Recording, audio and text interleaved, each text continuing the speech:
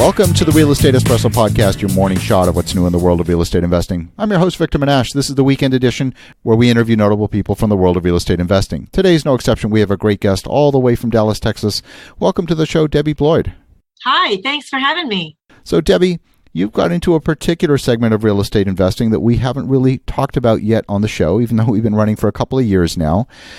Give us a little bit of your backstory and how you got into this particular segment of reverse mortgages, reverse transactions. Well, I've been in the money business for about 22 years doing mortgages, but what I found was that people needed kind of a holistic approach to their finances. They needed someone that understood insurance. So I have that background. They needed someone to talk to them about mortgages. And when you talk about mortgages, you're looking at their bank statements, you're looking at their investments, really how they handle themselves in the financial world. I got into reverse mortgages because a lot of seniors are running out of money. Retirement's expensive, and a lot of people did not plan appropriately, and then things just happen. Long-term care is needed for people. A lifetime of insurance is needed for, staying in a facility. People never think anything bad's going to happen. So they need alternatives. So when something bad does happen, or just so that they're ready, if by chance something bad does happen, they have a backup plan. I love that. And it's absolutely true. I mean, it's said that a very large percentage of the U.S. population is really, even the working folks are only a few weeks away from being literally bankrupt. So there are a lot of people living hand to mouth. And if you do that for an entire lifetime, it's not surprising that you come into retirement. The only resources a lot of people have is just the equity that's left in their home. And it's simply because they didn't touch it. Right. They left that alone because we were, born to believe that you've got to pay off your house. If you could just pay off your house, everything would be fine. But that's not the case. As people are trying to figure out how to make ends meet, they come to financial people like myself to make sure that they can make those ends meet. And if not, what can I do to reshuffle their finances to make that an option? So what I find myself doing is either taking care of people that are about to lose their homes, or I'm taking care of people that have a lot of money and they're simply restructuring. Very few people don't need a reverse mortgage. You can be smart and need a reverse mortgage, rich and need a reverse mortgage, and then just barely getting by and still need a reverse mortgage. So why don't you break it down for us and define actually what a reverse mortgage is? I know some of our listeners will know, but not everybody, so make sure no listeners are left behind. And then talk about some of the different forms and formats of these financial instruments. Sure. A reverse mortgage is an FHA product, but now other companies have gotten on the bandwagon and created their own products, typically from people from 60 or 62 years of age and up.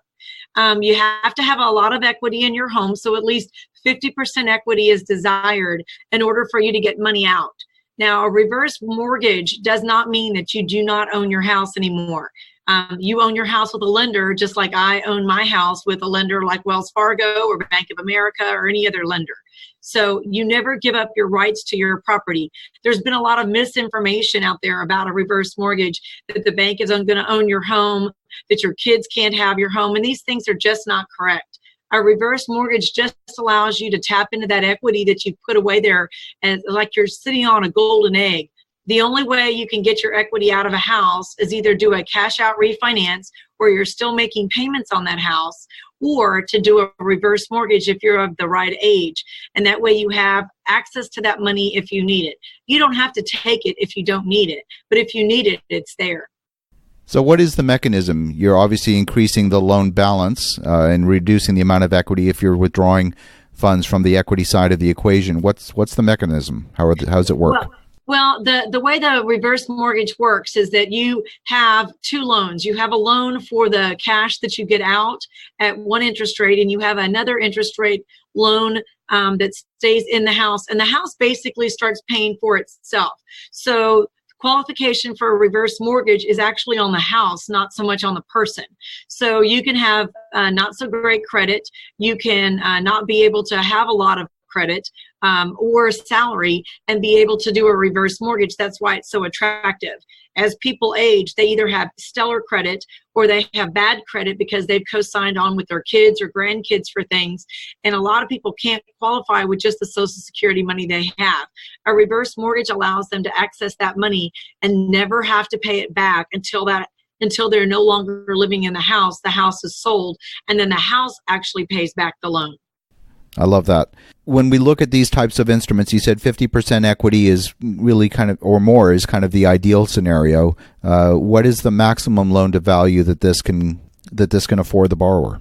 Well, you can actually, once you get the reverse mortgage loan and you qualify and we start the reverse mortgage, we've had people live in that house and actually outlive the equity that's left in there. You know, people are living longer than ever now. We have people living their 90s, and I don't think our system is set up for that. So people run out of money. With the reverse mortgage, you never run out of equity in your house as far as the lender's concerned for them to kick you out of the house. You get to live in that house even if there's no equity left in that house and get to live there for free. One client put it this way. He said, how long do I have to live there in order to give it back to the government? And I said, well, you know, you can live in that house at 0% equity until you pass away. Then what happens is your estate sells the house, and the shortfall, which means the money that you can't pay back the loan with on the house, is actually paid for by FHA.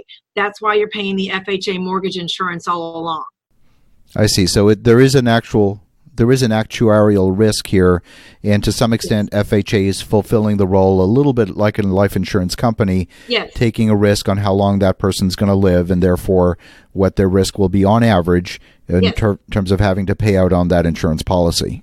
Right. So if things go well and the house can appreciate at 4% a year, the interest rates on these loans are somewhere in the 4 to 6s, then you have a great chance of always having equity in your house.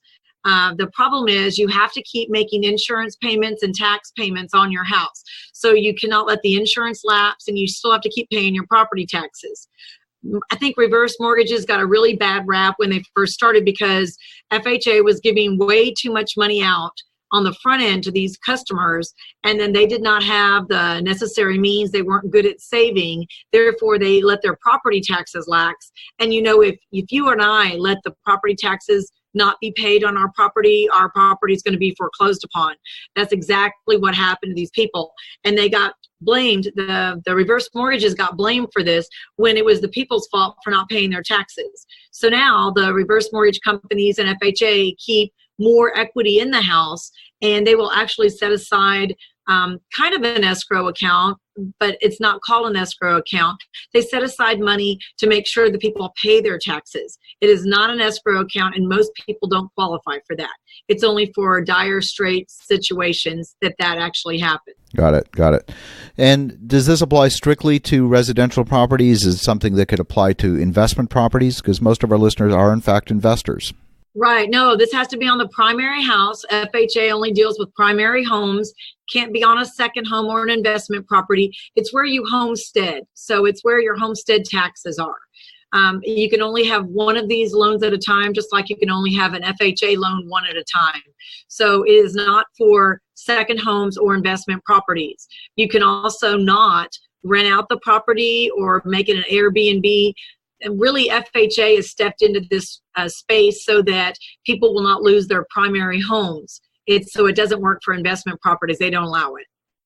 Is there a mechanism that allows somebody to purchase a property and then very shortly thereafter do a reverse mortgage on it?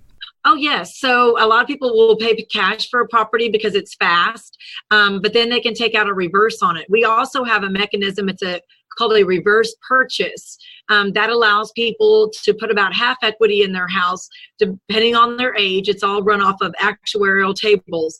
So you give me your birthday, the price of the house. I just closed on a client last week that bought a $400,000 house, and because of their age, they only paid $187,000 for it. So for him, he said, I get to live in a beautiful new home, half price for the rest of my life. And he gets to use that extra $200 that he would have put down in equity in the house, and he can invest it where it actually makes money. So now it benefits him both ways.